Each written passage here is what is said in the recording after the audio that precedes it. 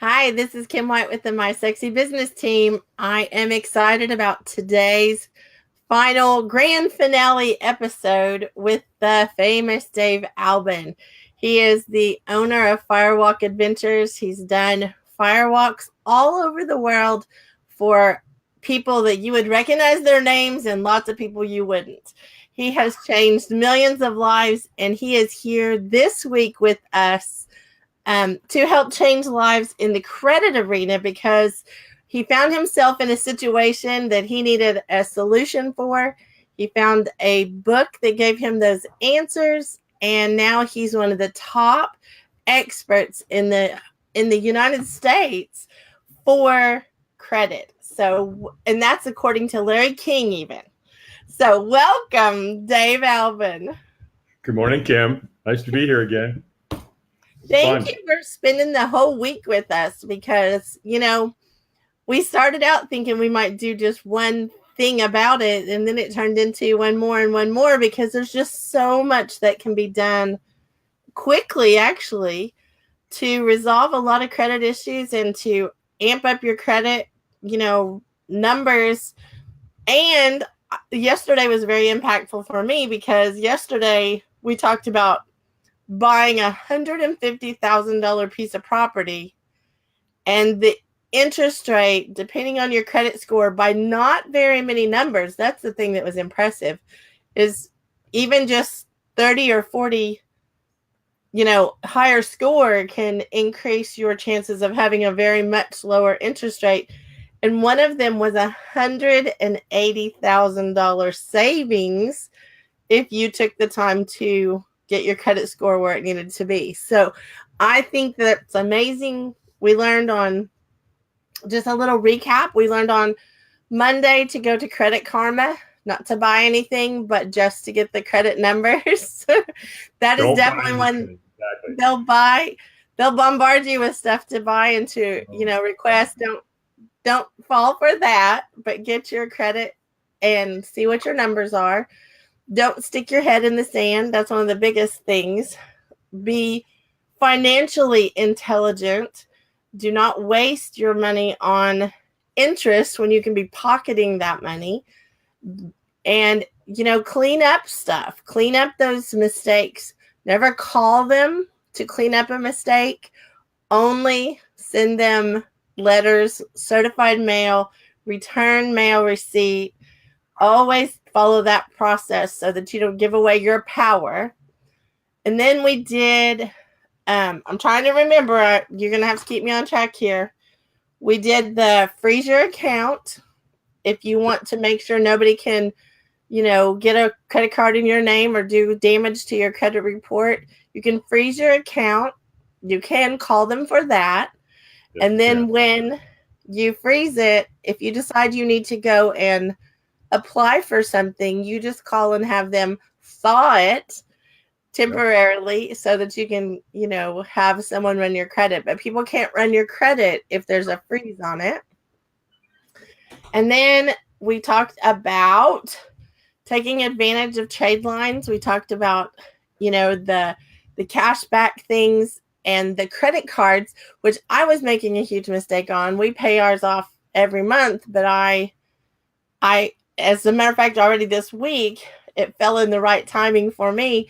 I left a little tiny balance on the cards so that I could make payments because we haven't had payments in years on these cards because they're paid off every month. So the credit bureau doesn't recognize it as payments, any kind of payment. So leaving even a $20 balance and making the minimum payment, it will cost you some interest. We want to disclose that, but it's a few pennies compared to, that you're going to bump up your credit rating a lot by making those payments. And if you're worried like me, I forget things, and, I can be really bad sometimes about making things on time because I forget. Set it up automatically. Like set it to take the minimum monthly thing, which is, I think one of mine was like $6. I'll just tell you, like, personally, one of mine was $6, and now I have a report that I paid it on time, and it was $6 towards what my balance of $20 was. So I mean, I think that's a pretty good example. Very. We also talked about, trying to think of what else, because we talked about a lot. We talked about taking care of all your administrative issues when you pull your credit reports. You want to make sure that you've got your current address is the one that they're looking at. You can delete all the old addresses, any old phone numbers, any old employers, anything that's not true and correct. Want to make sure that your social security number is correct, your birthday's correct. So all your admin issues are correct. That's a letter you can send. You can send that certified mail if you want. I do know that some of our members, they'll just send it regular mail, which is fine if you want to do it that way. You want to give them 30 days to correct that. If they don't correct it in 30 days, there's other things we can do with a notary, where you actually go to a notary and they look at your ID and then they notarize that you are who you say you are. And then that way the credit bureaus won't mess with a notary. And then, so there's different things we can do there. That's actually in the book. That's a more advanced technique, if you will, if you want to do something like that. And then if you wanted to, if they haven't corrected those within 30 days, then you can actually call the bureaus there too. So I will let you call the bureaus if you're freezing, or if you're challenging any administrative issues. If you're disputing anything that's of a derogatory nature, you don't ever call them. You don't ever talk to debt collectors. You don't talk to creditors, and you certainly don't talk to the credit bureaus. You let the paperwork do all your talking for you, which I'm sure you know quite a bit about there, Ms. Kim White. So you were a master there. So yeah, I think that pretty much kind of brings it all around. Well, and I want to point out too that even just cleaning up old addresses and old employers and old things like that can increase it. I think there was an example of 50 point. Yeah, sure can. It can increase it that much, which if we go back to the example of the mortgage that we ran the numbers on, 50 points can mean the difference in, $100,000 over the life of a mortgage. Right. So I definitely think if you're looking for a side hustle, or you're looking for more money in your month, that this is a great place to start. You don't even have to, you don't even have to go and apply for a job on this one. You can increase your monthly by lessening your payments, by lessening, those kind of things over time. So I think it's really wise for us to be financially intelligent. Don't stick our head in the sand, and don't be Scarlett. Don't be Scarlett O'Hara and we'll think about it tomorrow, because tomorrow never comes. And then all of a sudden we need a car, or we want a new house. And then we have these things we didn't take care of. And now we're putting off something we could have already taken care of. I guess that's the thing, is being prepared is part of being financially intelligent. Absolutely. You betcha. And, one of the things too is you can create a reserve. You can go out and get a credit card and maybe use it a couple of times and then pay it off. And then you go stick it over there in your drawer, so that if something does happen to you and there is an emergency and something does happen, then, you've got $5,000 or $10,000 or $20,000 or $30,000, whatever. I've got some pretty high balances or high credit limits on my cards now. One with American Express, with sitting at $100K. So yeah, that's a pretty nice, empowering position to be in and feeling. And considering just a few short months ago, I needed a cosigner to pay cash.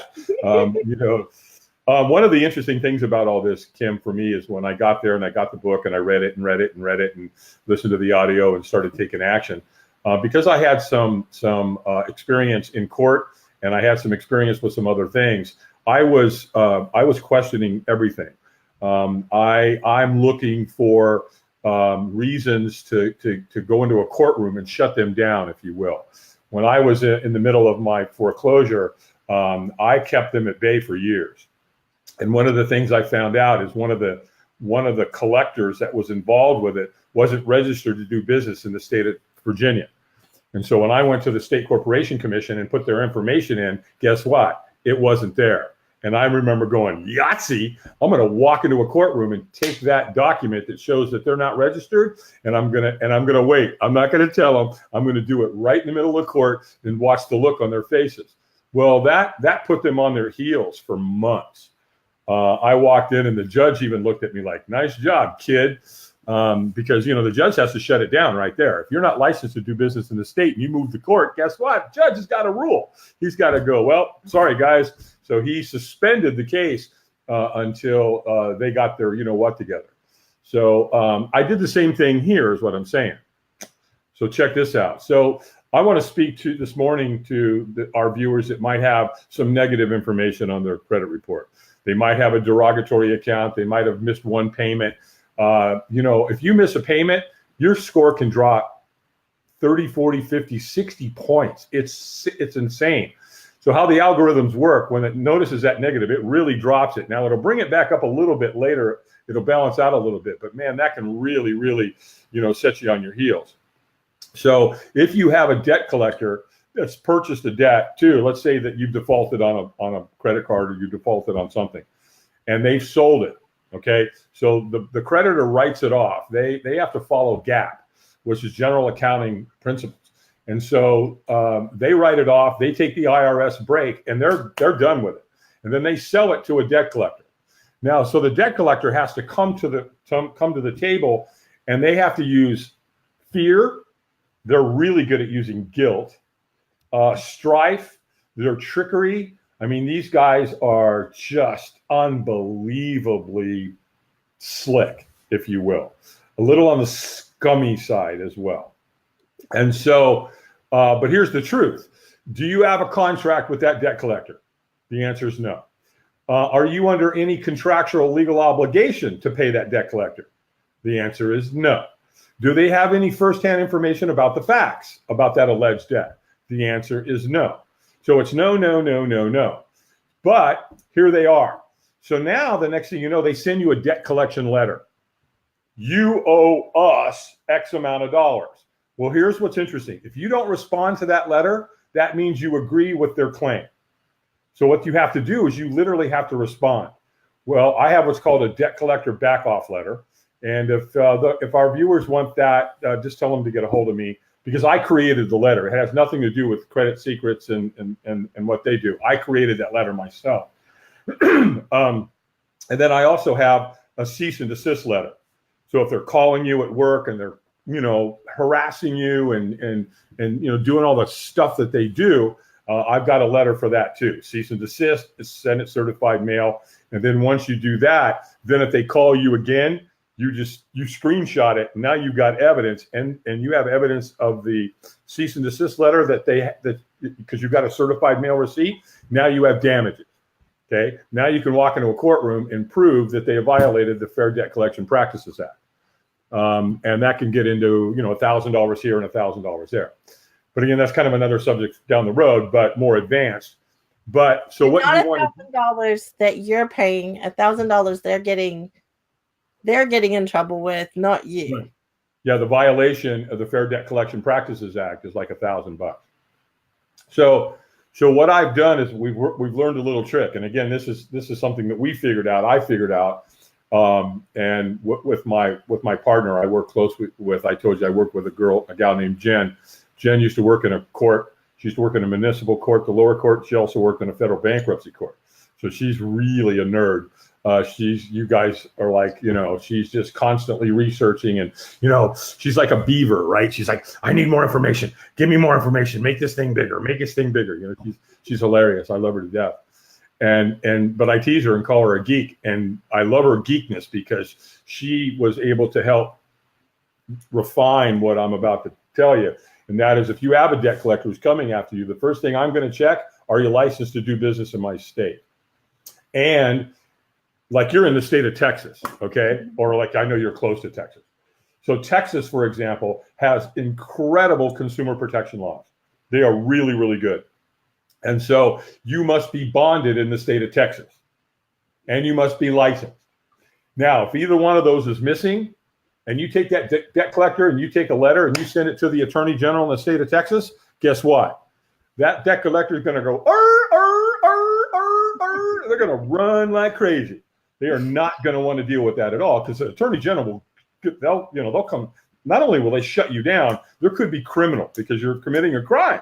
You're doing business in the state and you're not allowed to do that. And again, Texas is very aggressive. California is very aggressive. So there's some very aggressive states out there. But here's the point. If you have to go through the entire dispute process, our letter process, but if you find they're not bonded and not licensed, the game's over. You don't have to be sending any of those dispute letters. You've already found that they're violating state law. So all you have to do is notify the Attorney General. And I have a couple of other agencies here that you can notify at the same time. So one of them is called the CFPB, which is the Consumer Financial Protection Bureau. The Consumer Financial Protection Bureau. Really easy to find them on Google. So you can file complaints against any of these debt collectors, any of these creditors, any of the credit bureaus online on their website. Now, what I instruct people to do is that if you are going to file a complaint, because if you find somebody who's not compliant or whatever, you want to present that to them just like you were presenting the evidence to a judge. On such and such a date, they did this. On such and such a date, I did that. I have a certified mail letter that was delivered to them. Sorry, my nose is just in this morning. Somebody must be talking about me or thinking about me or something, whatever they say that is. Right. So you're gonna chronologically put all that information in there, and then you're gonna state your claim. You're gonna state, whatever your case is. And if you can show them, because you can upload docs, you can upload whatever, and if you can show that they're not bonded and they're not licensed, what you're also doing when you do that is you're getting it on the record. And you're putting in front of the CFPB, which they don't want to be. I kind of look at it this way. Most of these debt collectors are like a bunch of cockroaches. And, and if you go into your kitchen at night and you turn on the light, what does a cockroach do when you turn on the light? They run. And so that's what they do here. And then you can also turn them into the Better Business Bureau, and then you can turn them into the Attorney General. So, and here's the other thing you can do. I'm so bad. So if you have a debt collector and he's collecting for XYZ Bank and you find out he's not licensed or bonded, then I believe that we're duty bound to notify that bank and send a letter to the CEO and show him that his company hired a debt collector that's not licensed and not compliant to do business. And you put them on notice. So now you filed a complaint with the CFPB, the Better Business Bureau, the Attorney General, and you put the CEO of the original alleged debt on notice that he hired a debt collector that's not doing business in the state. I call that playing hardball. And guess what, guys? They run. It's over. They know it. And you've potentially the question is, did the CEO know that the debt collector wasn't licensed to do business? Because again, that's a reflection on his company. Because if you were to file a lawsuit, you could name that bank as a third-party defendant, if that makes sense. Mm-hmm. So then you can come back and create another complaint with the CFPB and the BBB to complain on the creditor themselves for doing business with somebody that's not compliant. So what I'm saying is that when you find out that these guys aren't playing by the rules, I'm talking about get in their face. I am all up in their swag. So now what benefit, I just want to make this clear too. What benefit is there in that especially if you actually owe that debt to that original place, what benefit is it to call them out on the collection practice? What does that help you with? Well, first of all, remember, any alleged debt was with you and the creditor. Okay, it's not with the debt collector. Right. That's just the way it is. Again, these guys, when they debt collect, they know they don't have a contract with you. They know that you're not under any legal or contractual obligation to pay them. So they're going to use guilt and fear, and they're going to say things like, they'll call you up and say, which is totally illegal, we're going to have you arrested. We're going to get a warrant for your arrest. We're going to garnish your wages. We're going to sue you in court. We're going to let the entire community know you're a deadbeat. This is all the stuff that they do. These guys are they're just scummy. So at the end of the day, you do not have a contract with the debt collector, period. End of story. You may allegedly owe the creditor, but that's between you and the creditor, not between you and the debt collector. So again, all you're doing here is you're finding that the debt collector is not playing by the rules and not following the law, and you're just saying ollie in free, on them. So that's really what you're doing. Well, I just wondered because, I think all of us have gone through something. Like all of us have had some point in our life where stuff has happened. And like I said yesterday, some of it's self-inflicted, some of it's not. Some of it we can't help. But if that's the case, putting our energy towards stopping those kind of calls and putting our energy towards resolving those issues instead of hiding out, because I think that's what they make you feel like doing. It's just, they make you feel like you are a terrible person when even if you made a bad choice, that doesn't make you a bad person. That just means you made a bad choice. And so I think, anyone listening who has struggled with creditors or has struggled with those kind of calls, this is a great tip to stop them. It's a great tip to create momentum in a different direction, because you do want to clean up things. You do want to take care of things, because you don't, like you said, you don't want to go and pay the interest rate that costs you more than what a piece of property costs you. You don't want to go and pay an interest rate at, a car place that's, you're going to end up paying, 3 times what the car's worth by going to one of those places. And those are just like examples. There's lots of other things that you're going to be impacted by. And insurance is one of the things that has really struck me in my lack of financial intelligence, of not realizing that all those things I was doing to stay basically out of debt, but not creating any payments and things like for credit cards and stuff, where I have a credit score that's not as high as it could be, that impacts what I pay no matter what I do about it. So why wouldn't I do something about it? That's the thing that I'm going to encourage everybody. We need to be proactive, not reactive, and be prepared for, like you said, having a card for emergencies, or having the ability to go and get something at the time that we actually need it, instead of having to struggle through. And I'm going to say this too. I think financial intelligence is something that we don't just do one time and then we're just intelligent the rest of our lives. But I do think that if you take the time, and this is going to be probably longer than anyone's going to have to take, but if you took, 3 or 6 months and just worked on your credit, did something every week to make it better, did the cleanup stuff, major payments, did the things like you've taught us this week, then you maintain that. That may take a few minutes a month to maintain it and check on things and all that, but it changes the outcome for the rest of your future. It changes the outcome for, and I personally don't want to pay $180,000 worth of interest, unnecessary interest, for $150,000 piece of property. If someone came to you and said, I can get you this house and it's only going to cost you $500,000, and you're looking at it and it's $150,000 house, not very many people are going to go, oh yeah, pick me, I'll take it. Exactly. But because we don't become financially intelligent, that's exactly what we're doing. We're sitting across the desk from a banker saying, sure, sign me up for, that death pledge of $500,000 on a house that if I don't maintain it won't be worth, a tenth of that if I don't take care of it. Yeah.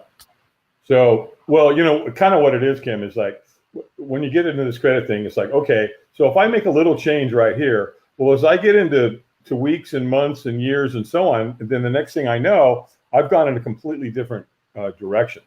And so, yeah, the trajectory, that's like a really important part of what I feel like you've brought to my attention, is that, it's not that it's bad credit. It's that it can be better and save me how much money just on insurance. I keep going back to that because that's the one that's probably impacting me more than anything else that I didn't even realize. Right. And how much can I save by doing these little tweaks, by getting financially intelligent? How much can I save just on insurance? We all have to have vehicle insurance and homeowners insurance, and there's so many different things. And so how many of those things are impacting your insurance? If you're listening, how many of those are impacting your insurance? Did you know that? And what are you going to do about it? Right. Well, I want to back up and I want to bring some light to something that's pretty important side of this, and that is the whole guilt side of this. We have, as part of our team, a very, he owned a huge debt collection company, and they were vicious. And he woke up one day and he goes, you know what? I can't do this anymore. He knew he was wrong. He knew what he was doing. And so do they.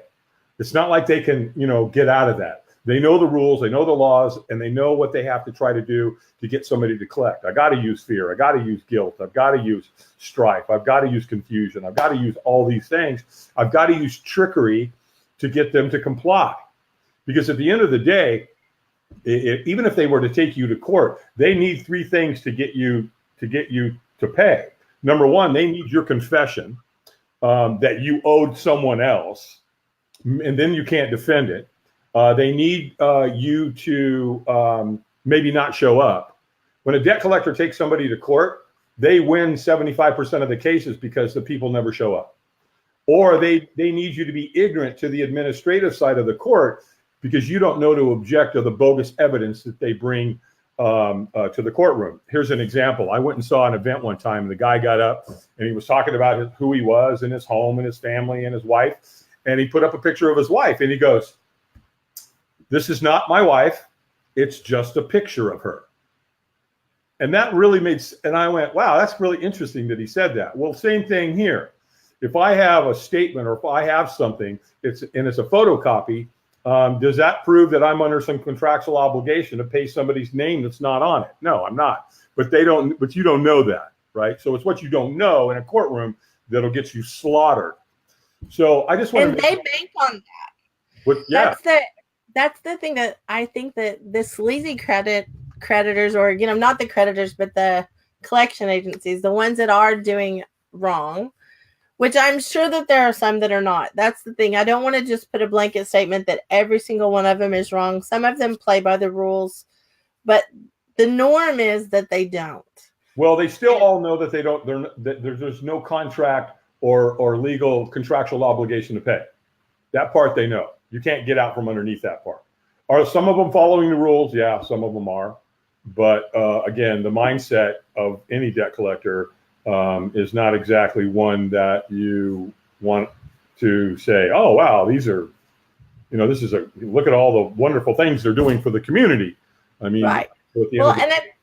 And a debt collector is actually passing judgment that they're not qualified to pass. Right. Because they're making you feel guilty, or they're making you, call your grandma and get the money, or you know what I mean? They'll suggest things to do those things. And the truth is, why did you give them permission to pass judgment on you at all? Why does their opinion matter? And when you get those kind of calls, those are the kind of things that you have to step back from. You have to step back and understand that you might feel bad because maybe you were in a car wreck and maybe you got behind on something. And so you're already in a place of vulnerability. Yes. And then they come in and they poke those places where you're already feeling bad because you want to pay your bills. Well, I think that's another thing too, is they play on the, that people already feel bad that they haven't done what they intended. Because I think when you sign something, no one goes in going, boy, I can't wait to not pay this. Right. And so I think it Can't is wait to definitely default on this one. That's going to be fun. Yeah, right. exactly. So I feel like that is a really good point you're making, that judgment passing, not only is it not legally, or ethically or morally right, why are we giving them permission to pass any kind of judgment on us when they're not even involved? We need to address the one that was the original one. Well, the numbers that I've seen, less than 10% of the people that default on some kind of a loan did it because they were just a deadbeat. Okay, I mean that's the way they live their life, and whatever happened, they chose to do it that way. We see statistics that 90% of the people that are out there where something's happened to them, and I think I saw a stat that 57% of the time something catastrophic happened to that family.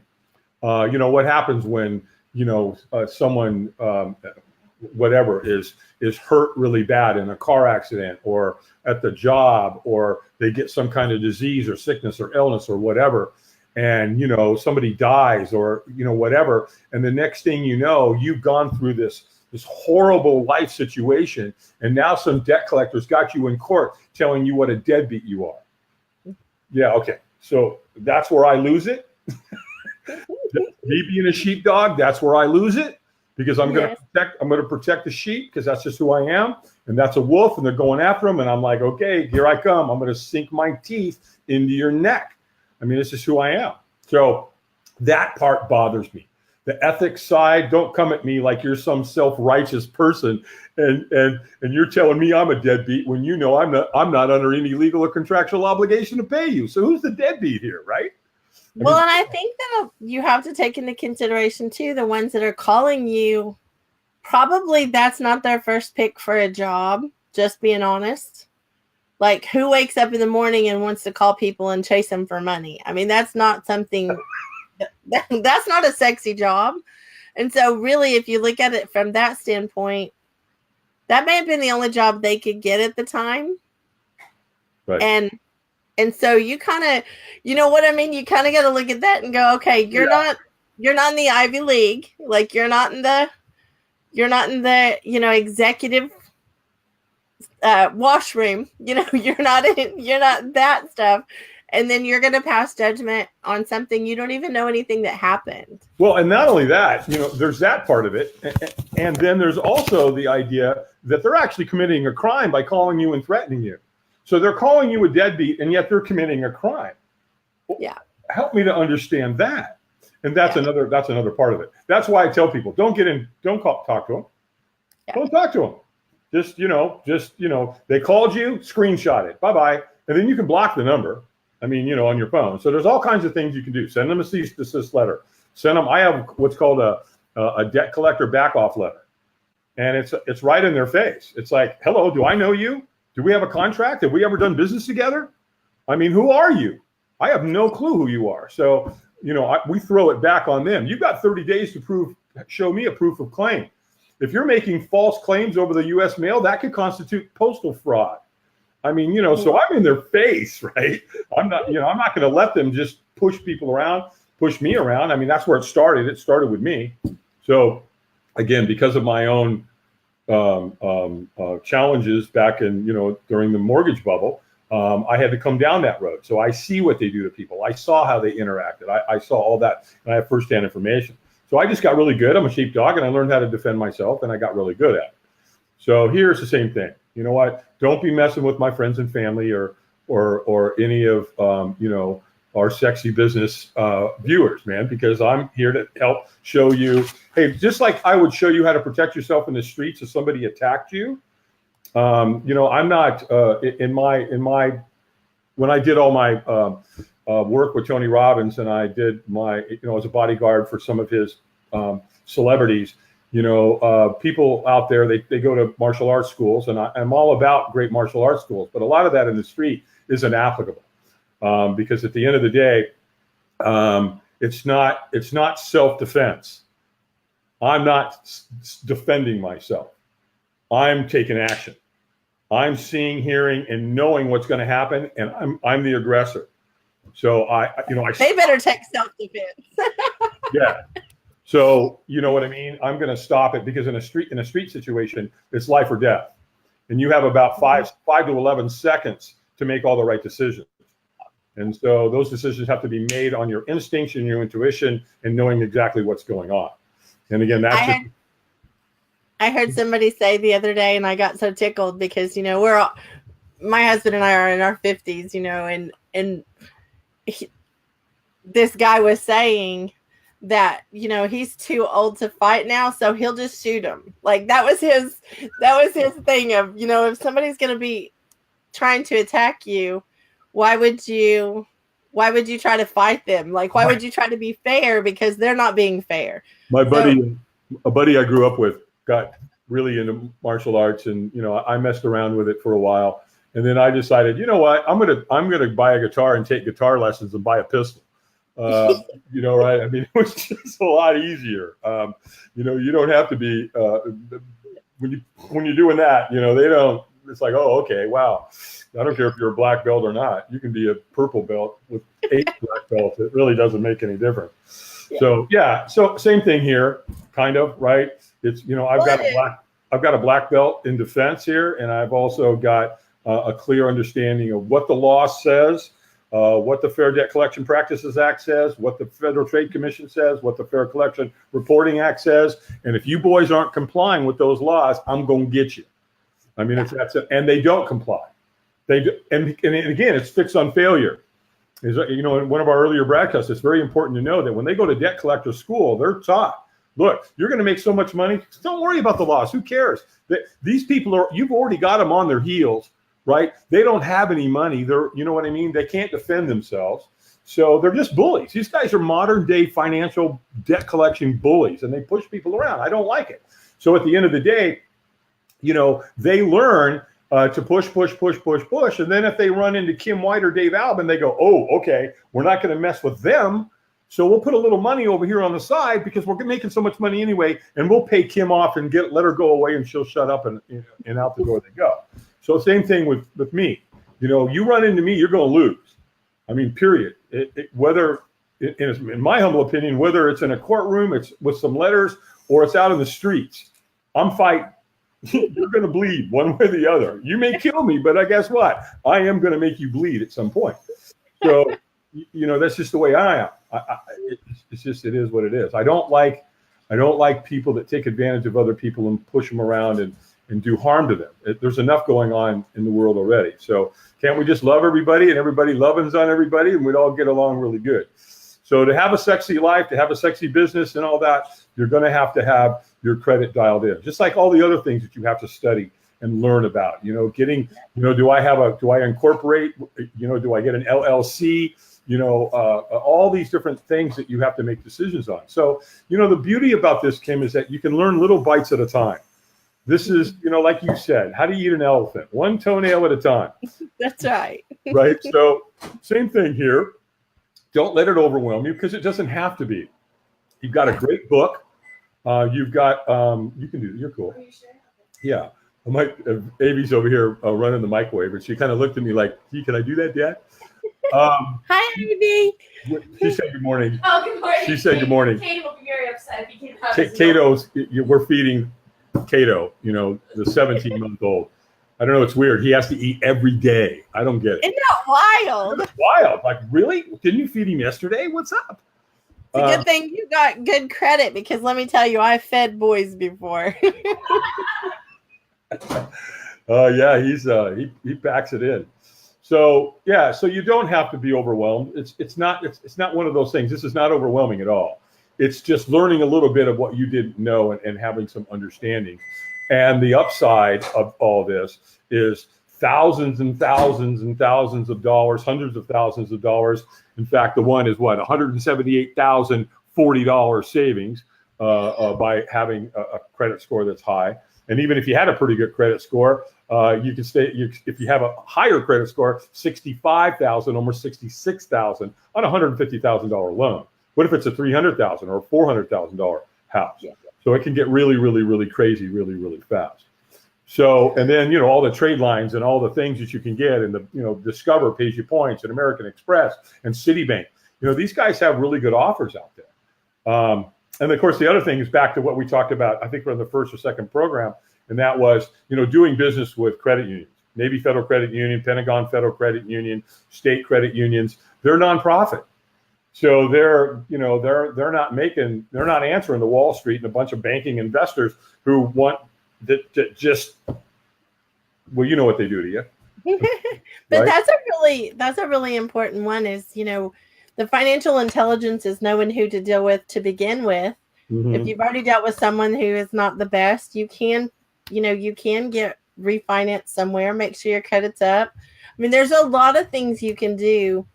In just the mortgage example on a $150,000 house, you could save upwards of $500 a month. I mean, what would your family do with $500 more a month if you just refinanced because you got financially intelligent, you upped your credit score, you refinanced at that lower interest rate, and now you're looking at an extra $500,000 or $500 that you've been paying out for how long? Right. So I mean, just those little tips, I think, could save people a lot of money. Well, and then there's another idea that you can bring to it too, because now we have things out there that are available to us like Airbnb, right? So you buy this. Maybe you go, well, wow, for I can really afford, a $1,400 a month payment, right? I'm looking at my budget, and yeah, I can definitely afford that. So maybe I could get a little bigger house that had a little, I don't know, maybe it had a little cottage on the property, and it's a 2-bedroom or a 1-bedroom, 1-bath, and you turn that into an Airbnb. Yeah. And now that becomes a positive income because you had good credit as well. So again, you start to think differently, and you start to see things that are out there that you didn't see before. And so again, it just opens you up to really, look, guys, you guys work hard for your money. And so to give it away is just insane. It's just absolute insanity. And it doesn't have to be like that. And just a little bit of tweaking here and there can make a substantial difference in your family's wealth. So don't give it away. We are so far over time as usual with us, but I will say I would love to come back and do like a follow-up after the first of the year and like be able to like report what we've learned. I think that that's a really important thing too, is to continue to live that example. Our motto, as you spoke of earlier, is that we help you create a sexy business for a sexy life. And part of that is financial intelligence creates a whole lot of sexy in your life, and financial ignorance really takes away the ability to have a sexy life. So I think that that's I don't know if I said that right. Financial ignorance. Did I say that? Financial ignorance takes away the sexy, and financial intelligence increases your sexy. There you go. Yeah. Because the financial intelligence, you bring lots of pink and silk and fluff and all the pretty stuff. Yeah, absolutely. It's just going to change the dynamic of your life immensely. This is huge. And so, in fact, and you know what, if you're watching these videos and you're seeing this and you're being exposed to this for the first time, here's what's interesting. There's no accident there. This all happened in your life for a reason. So, don't ignore it. Don't pretend it's not going on. Don't, like you said, don't stick your head in the ground here. It's time for you to step up, own this, spend a little bit of time. It's going to be really easy. We'll make it fun, and we will radically change your financial future here. And then you teach it to your family, and then it becomes generational. Yes. And now it's legacy. And see, here's the thing for us, just to be clear, we're not on here trying to sell you something. We're trying to help you. And the cool part is that I understand is if we help you raise your credit score, pay less on insurance or do all that, then you can afford to buy like our classes so that you can up your game in business too. So, I mean, the long story for me is I want people to become financially intelligent so that they can become even more financially independent.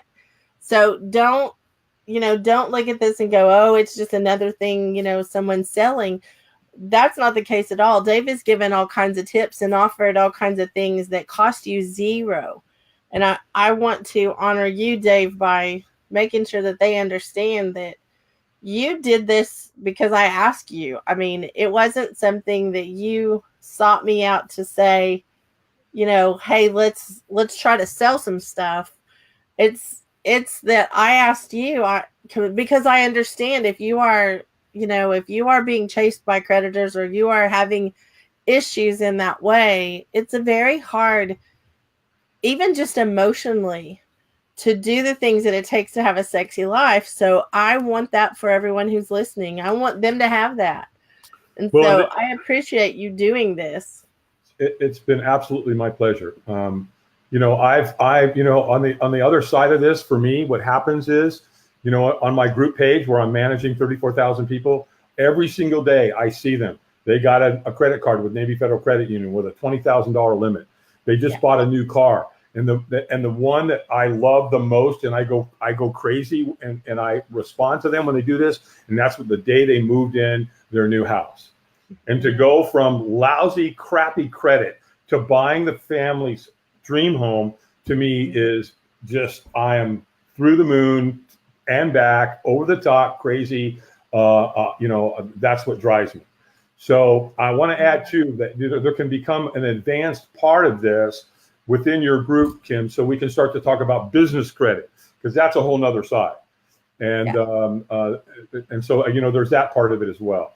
So anyway, I want to thank you for inviting me, and it's been a lot of fun, and I hope your viewers got a lot out of it. There's a lot of nuggets there for you guys, and so if you have any questions, I'm available. I appreciate you giving everyone access too, because I will, and if no one listens, I've gotten what you've been saying, because I am definitely moving out of the I hate to adult into, becoming more financially intelligent. I just being honest, like that's not the thing I like, but it doesn't matter if we like it or not. It's something necessary. It's something we need to do as a responsible business owner, a responsible, to our family, just responsible, period. So it's exciting to me that you're walking this journey with us and helping us, and that you've given us access to you. If anyone is interested in the book that Dave was talking about that he learned from, message Dave or I, and we'll send you the link for it. It's really important that you do something proactive this week. Even if you don't buy the book, pull your credit, do something this week to impact the rest of your future, because you have to start somewhere, and we don't want you to start overwhelmed, but get started on this journey. So thank you, Dave Albin. Love you so much, and thank you for everything you do for my family. Cool. Well, thank you, and I'll see you in January. That's right. We're going to be at Vegas in January for the Biz Bestie retreat. We cannot wait. So thank you for that too. If you're watching, reach out to us. We're here to help you create a sexy business for a sexy life, and it's not a joke. We care about your credit even. We care about what's going on in your lives. So reach out, take advantage of the offers, and we love you guys. This is Kim White with the My Sexy Business team. Happy weekend.